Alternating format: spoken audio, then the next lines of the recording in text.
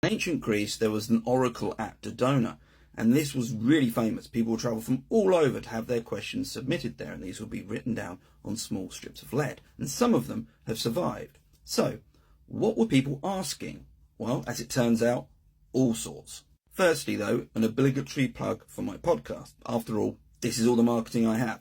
I did an episode on this, and my podcast is called Ancient History Hound, and you can hear all about Dodona there. So go and check it out if you get the chance. Anyway, on to the questions. The first subject area, health. It's important now, and it was important then, and people would ask things such as, which god should I worship or pray to in order to, get over an illness or disease? And sometimes it was more specific, such as, does this ointment work? And then there were real specific, some quite intimate ones around fertility. For example, Clunica asked whether or not she should have children from another husband, and Plorata asked whether she should have relations, shall we say, with Plator, son of Carbon, in order to secure children. But it wasn't just about having kids. There's lots of questions about the health of kids. And there was one quite touching one, and it just read, will my son ever make a noise? And the implication there is possibly that someone had a kid who was mute.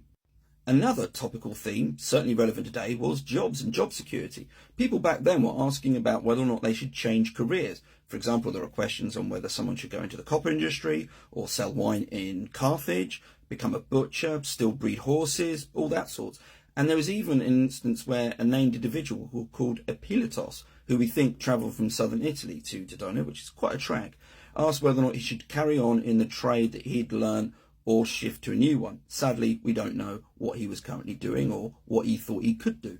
And then there was crime. People asking, for example, the outcome of a court case or whether so-and-so would turn up and give evidence. But sometimes it could get even more specific. For example, Cleocritus and Amphimedon asked whether Sindon stole the flowers.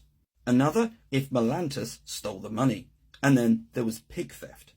Were Miriam and Euthydemus privy to the theft of pigs? And a separate question, did Miriam and Euthydemus eat the pigs that they stole? If you want to hear more about the questions asked at Dodona or Dodona itself, click follow, ask a comment, and remember there is that podcast as well.